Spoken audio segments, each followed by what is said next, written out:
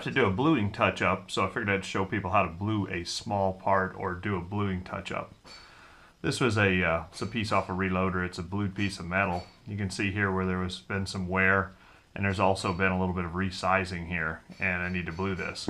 This is just like any other gun part that you'd have to re-blue after you did adjustments to it or did any gunsmithing on it. And a lot of people don't gunsmith their firearms because they're worried they're going to make a scratch in the bluing or something of that nature. Then the standard response is to get a little bluing touch-up pen or something of that nature and try and touch it up.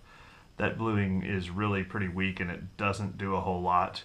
It'll fix the coloring temporarily, but the next time you clean the gun real good or it rubs on something, that bluing will come right off. What I like to use is I like to use 4440. You can buy this from Brownells. It's essentially a bluing formula for cold bluing. And what it is, it works the best out of all of the cold bluings that I've used in the past.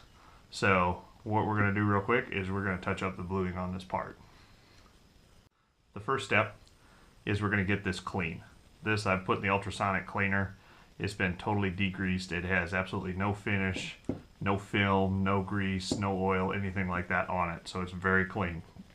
We're going to put gloves on because bluing is caustic. We don't want to burn our skin. Now we're going to open up the bluing. I like to use a Q-tip on a small part. I'm just going to dip that in the bluing. And what I'm going to do is take nice even strokes over the area to be touched up. And you'll notice fairly quickly that turns back to that nice deep blue color. Go over this a couple more times. I'm going to let that sit for a couple of minutes.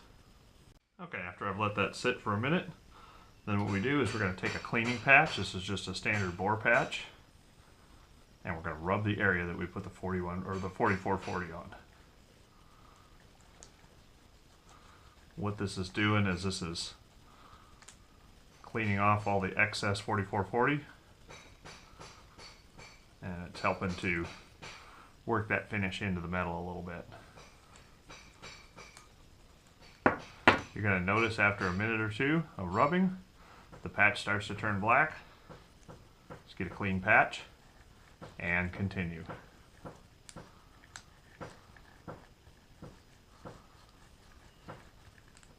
Now I'm going to apply a little bit more 4440 to this.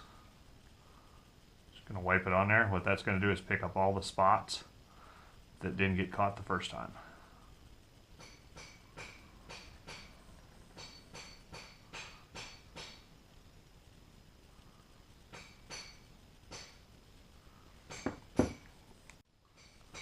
And back to work with the patch.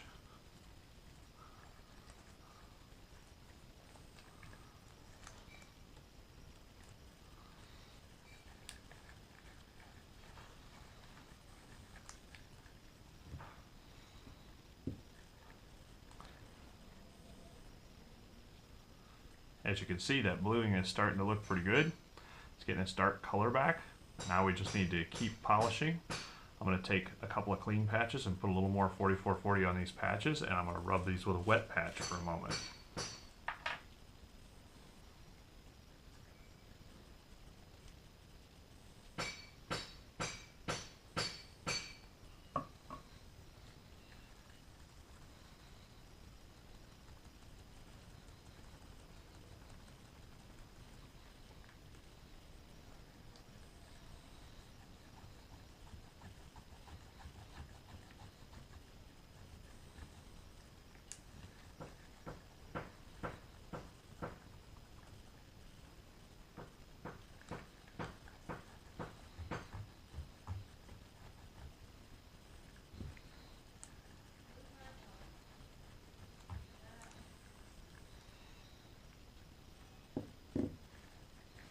Last step to this process is we're going to rinse this piece off to clean off all the excess bluing, and then we're going to re-oil the surface and we'll take a look at it and see what it looks like.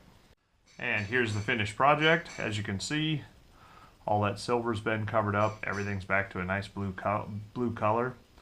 The bluing did a really good job. That should stay on there for quite a while. It puts a decent coating on there for cold blue. Obviously hot blue or putting it in tanks would work a lot better, but For doing a quick touch-up job, cold bluing really does the trick.